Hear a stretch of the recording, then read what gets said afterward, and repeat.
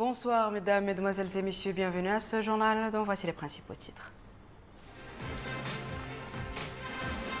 L'agence Tadamoun inaugure des installations éducatives et sanitaires dans la wilaya du Trarza.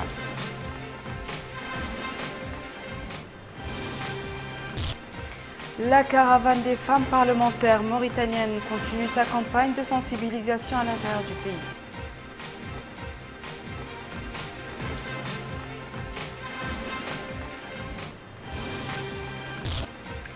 Irak, état d'urgence décrété à l'est de Mossoul après des attaques dans la localité de Talavar.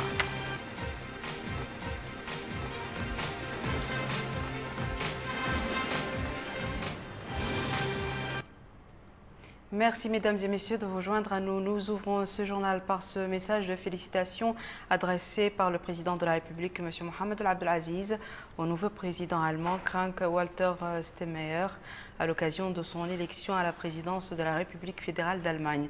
Dans ce message, le chef de l'État a réitéré le souci constant de la Mauritanie de promouvoir et de développer les relations de coopération qui existent entre nos deux pays.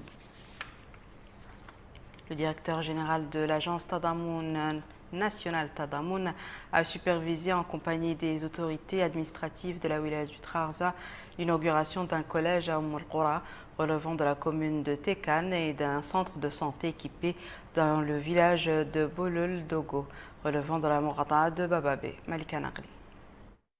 Une nouvelle ère a commencé pour les écoliers d'Oum el-Qura relevant de la commune de Tekan. Ils n'auront plus à étudier dans des conditions déplorables grâce à l'agence nationale Tadamoun. Ces filles et garçons disposent désormais d'un collège construit selon les normes modernes, une infrastructure scolaire qui se respecte, en dur avec des salles de classe équipées, de tables en bois neuves et de tableaux flambant neufs. Les différentes initiatives menées par l'agence nationale Tadamoun augurent de lendemains meilleurs pour des populations pauvres ou dans des zones enclavées. Ce geste symbolique marque un tournant important dans la vie de ces enfants et de ces familles qui se sentaient jusque-là quelque peu délaissés par la vie. Ils deviennent ainsi partie prenante du développement et du progrès du pays et seront, en ce qui concerne les écoliers, l'avenir de demain. Le directeur général de Tadamoun et la délégation qui l'accompagne s'assurent que le collège a été construit selon les normes en vigueur et doté d'équipements de qualité afin d'assurer à l'élève un environnement adéquat, propre, où les esprits vont se former.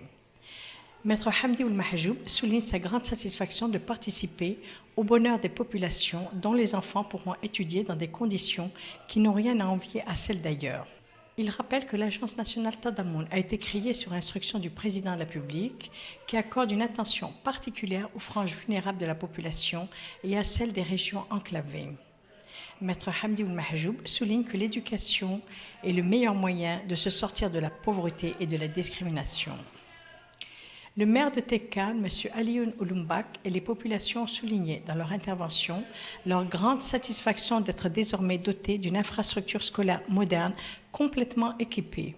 Ils ont rappelé les différentes initiatives menées en leur faveur, dont celle dans le domaine agricole.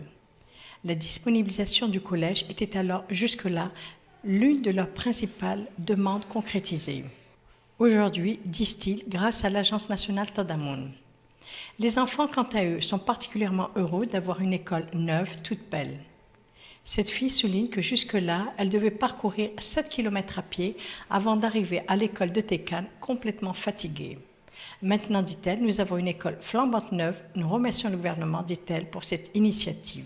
Nous remercions du fond du cœur les autorités pour ce collège, dit ce jeune, dont nous étions privés jusque-là. Il fallait aller jusqu'à Tekan pour étudier. Ailleurs, et plus précisément à Herenbar, dans la wilaya du Brakna, les actions menées par l'agence nationale Tadamoun sont tangibles. C'est ainsi que son directeur général, Maître Hamdi Ould Mahjoub, a présidé l'ouverture d'un centre de santé équipé dans le village de Bolol Dogo, relevant de la commune de Bababé. L'ouverture de cette infrastructure hospitalière permettra aux populations de pouvoir se soigner sur place dans leur terroir sans avoir à se déplacer ou être évacuées sur la capitale. Lors de la cérémonie d'inauguration, Maître Hamdi Ould Mahjoub a rappelé que l'objectif de l'agence nationale Tadamoun est de pouvoir disponibiliser les infrastructures de base aux populations vulnérables et enclavées sur l'ensemble du territoire national. Le maire de la commune de Herenbar, M. Dieng Abdoulaye Mamadou, a quant à lui au nom des populations, remercier le gouvernement pour cette infrastructure hospitalière dotée de tous les équipements nécessaires qui permettra aux populations de la région de se soigner dans des conditions optimum. Renforcer la capacité et les compétences des équipes d'intervention rapide afin de détecter et réagir efficacement face aux événements de santé publique de portée nationale ou internationale. Tel est l'objectif de cet atelier de formation de formateurs des équipes d'intervention rapide ouvert aujourd'hui à Nouakchott. Cette rencontre est organisée à l'initiative du ministère de la Santé avec le concours de l'Organisation mondiale de la santé. Salem Majbour Salem. La session profite aux médecins et techniciens de santé appelés à former plus tard des collègues à Nouakchott et dans les wilayas de l'intérieur. Il s'agira de mettre en place des équipes spécialisées pour faire face aux situations d'urgence imposées par l'apparition inattendue de maladies à virus, de plus en plus répandues en Afrique. Les autorités mauritaniennes et leurs partenaires, notamment l'Organisation mondiale de la santé, entendent par la présente session renforcer la capacité et les compétences des membres de ces équipes à détecter et à réagir efficacement à des événements de santé publique de portée nationale ou internationale. C'est l'une des préoccupations du gouvernement mauritanien, dira le secrétaire général du ministère de la Santé. M. Ahmed Oustahmel fera remarquer que la Mauritanie enregistre épisodiquement des situations d'urgence qui incite à plus de vigilance. À l'instar des autres pays de la sous-région, la Mauritanie a connu des cas d'urgence face auxquels des dispositions avaient été prises, a rappelé le secrétaire général. Voilà pourquoi nous insistons sur l'aspect formation et renforcement des capacités des équipes d'intervention, a précisé le secrétaire général du ministère de la Santé. Le ministère de la Santé qui peut toujours compter sur l'apport de l'Organisation mondiale de la santé. Nous qui sommes ici, qui allons subir cette formation, nous avons une grande responsabilité dans la préparation de nos pays pour pouvoir faire face à tous ces problèmes. Quand on va à la guerre, il faut se préparer. La guerre ne se gagne pas sur le champ sans préparation. Et tout ce que nous faisons aujourd'hui, même si c'est en temps de paix, même si la situation en Mauritanie semble tranquille, stable, il faut que nous nous préparions parce que le monde aujourd'hui est devenu petit. Ce qui se passe en RDC peut être en quelques minutes, en quelques secondes même en Mauritanie et nous menacer sérieusement. Donc prenons tout ce que nous faisons aujourd'hui au sérieux parce que gagner une guerre, ça se prépare. Et c'est dans la préparation que l'on gagne la guerre, ce n'est pas sur le champ de bataille. Les participants suivront différents modules de formation portant sur la préparation aux situations d'urgence en santé publique. La caravane de sensibilisation sur les droits des femmes, notamment la femme rurale, poursuit son périple à l'intérieur du pays. Après les 2 premières étapes de la wilaya du Trarza, elle nous amène ce soir dans la wilaya du Brakna. Plus de détails avec Rabia Adeta. Dans la wilaya du Brakna, la caravane des femmes parlementaires poursuit sa mission. Objectif, sensibiliser les femmes sur leurs droits et ce, conformément aux préceptes dictés par l'islam. Le réseau des femmes parlementaires vise à travers cette caravane l'amélioration des conditions de vie des femmes actives, assurer l'accès de la femme au secteur informel, la réactualisation et le renforcement de l'arsenal juridique pour contrôler les droits des femmes dans tous les domaines de la vie. La sénatrice Islam Houmta Abdelmalik affirme que les femmes veulent travailler mais qu'elles font face à de nombreux problèmes dont on peut citer le manque d'eau et le manque d'accès à la propriété foncière. Elle ajoute que ces femmes doivent unir leurs voix pour qu'elles puissent être entendues. Dans chaque Muqata'a, le réseau se concerte avec les autorités administratives pour qu'ils puissent faire passer son message dans les meilleures conditions. Au niveau de chaque étape, un dialogue sincère s'installe entre les femmes parlementaires et les femmes des localités. Ces femmes sont sensibilisées sur leurs droits, notamment dans le domaine de la propriété foncière et la révision régissant les activités agricoles. Après ces journées de sensibilisation, les femmes parlementaires pourront à leur niveau participer à la recherche de propositions améliorant les conditions de vie des femmes rurales. Un nouveau cadre juridique a été mis en place concernant l'immatriculation de véhicules. Ce décret portant immatriculation de véhicules en Mauritanie est composé d'un ensemble de mesures visant à sécuriser et à faciliter la libre circulation. Plus de précisions avec Abdullah Damaba.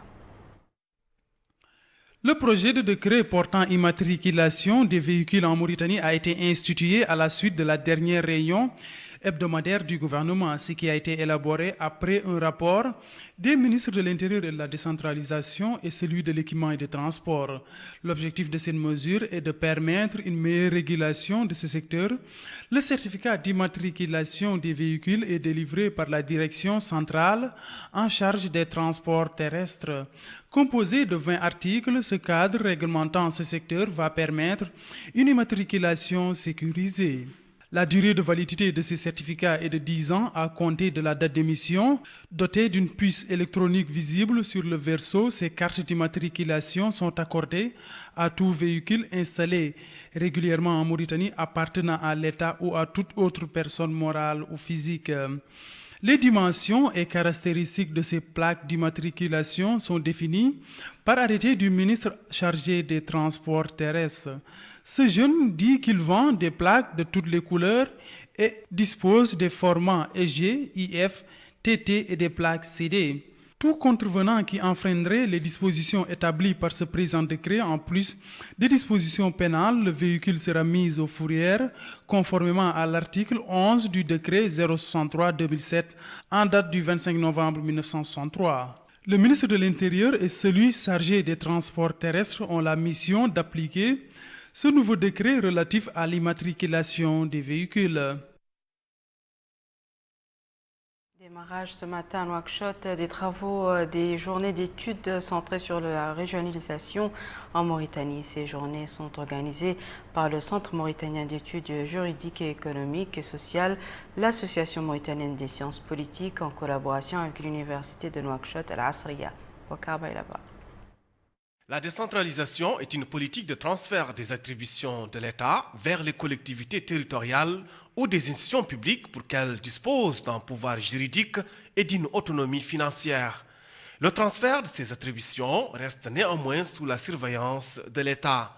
Pour le vice-président de l'Université de Nouakchott Al-Asriya, Nani Oulmami, le processus de décentralisation est de nature à donner plus de marge de manœuvre aux collectivités locales et pour une meilleure gestion des services publics. De son côté, le président du Centre mauritanien d'études juridiques, économiques et sociales, Dr Mohamed Da Abdelkader, il a estimé que les collectivités locales jouent un rôle important dans le renforcement de la démocratie. À cela s'ajoute une meilleure assise financière pour répondre aux besoins de population de manière efficiente. Certains intervenants ont tenu à souligner que la décentralisation territoriale est une notion bien distincte à celle de la déconcentration. Celle-ci vise à améliorer l'efficacité de l'action de l'État en transférant certaines attributions de l'échelon administratif central aux administrateurs locaux. Durant 2 jours, académiciens, acteurs publics et privés ainsi que la société civile auront à faire un diagnostic des étapes franchies dans le processus de décentralisation. Ils plancheront aussi sur les problématiques de réforme constitutionnelle et la régionalisation. En définitive, le slogan de la décentralisation, c'est penser globalement et agir localement. Coup de projecteur sur le centre hospitalier des spécialités. Cette structure sanitaire dont les prestations sont plus connues dans le cadre psychiatrique a connu ces derniers temps des changements mais continue à faire face à certains problèmes. Abdullah Damaba. Une bien triste nouvelle vient de frapper la presse nationale. Mohamed Yahri Oula Aqeb s'est éteint. Célèbre journaliste, fin spécialiste de la communication et passionné des médias, a débuté sa riche carrière après ses études en France à Lille, à la radio Mauritanie en tant que journaliste. Après y avoir officié pendant quelques années, en 1969, il devient le rédacteur en chef à la radio Mauritanie et en 1971, il est le directeur des programmes. Loin de se limiter à la radio, 2 ans plus tard, c'est à la tête de la presse écrite qu'il se retrouve. Puis, en 1975, il est nommé directeur de la Société nationale de presse. Entre 1978 et 1989, il est le correspondant de l'Agence nationale de presse à Kéhédi pour finir en 1990 directeur général de la télévision de Mauritanie. Outre sa carrière nationale riche, Mohamed Yahri Oula Aqeb fut également l'envoyé spécial de l'agence Thomson Reuters à Nouakchott. Homme de médias dynamique, il est l'un des fondateurs du journal Shab. Évoquer la carrière exemplaire de ce grand journaliste, c'est revisiter plus de 30 ans de la vie d'un homme de médias, un excellentissime journaliste et un brillant analyste. Inna lillahi wa inna ilayhi raji'un. Actualité internationale à présent. Dans ce journal nous amène en Irak où les forces de l'ordre ont décrété un état d'urgence dans l'est de Mossoul. Aujourd'hui, des échanges de tirs ont fait 40 morts dans le quartier de Tel Avar. Amina Takan. Après les attaques perpétrées à Mossoul ayant fait 10 morts, les forces irakiennes ont annoncé un état d'urgence à l'est de Mossoul. Une source militaire présente sur les lieux du drame, précisément à Tel Avar, a indiqué que ces attaques ont été perpétrées par des cellules dormantes du groupe État islamique, tandis qu'une autre source médiatique a déclaré que l'armée irakienne avait encerclé plusieurs quartiers de Mossoul. Un dispositif sécuritaire renforcé par l'annonce au sein d'une source militaire d'un état d'urgence. Des tirs avaient retenti au nord-est de Mossoul, dans le quartier de Soumar, entre les forces de l'ordre irakiennes et les membres du groupe État islamique. Hier, des affrontements musclés ont duré pendant 6 heures entre les forces de l'ordre et les membres du groupe État islamique et se sont soldés par la mort d'au moins 40 personnes à Tel Avar. Le secrétaire général des Nations Unies, Antonio Guterres, a tenu hier une conférence conjointe avec le ministre saoudien des Affaires étrangères.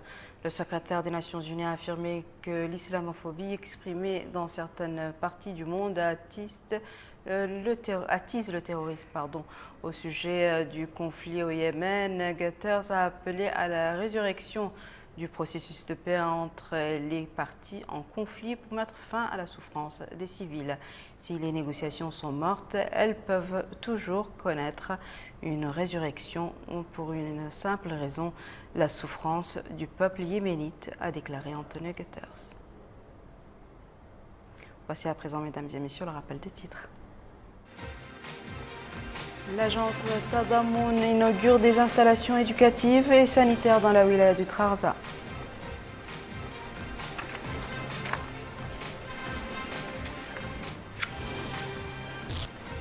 La caravane des femmes parlementaires mauritaniennes continue sa campagne de sensibilisation à l'intérieur du pays.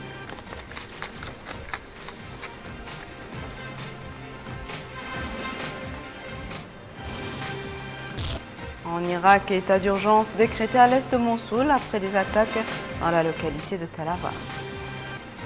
C'est la fin de ce journal, mesdames et messieurs. Merci à vous de nous avoir suivis. Merci de votre fidélité. On se retrouve demain à la même heure, Inch'Allah.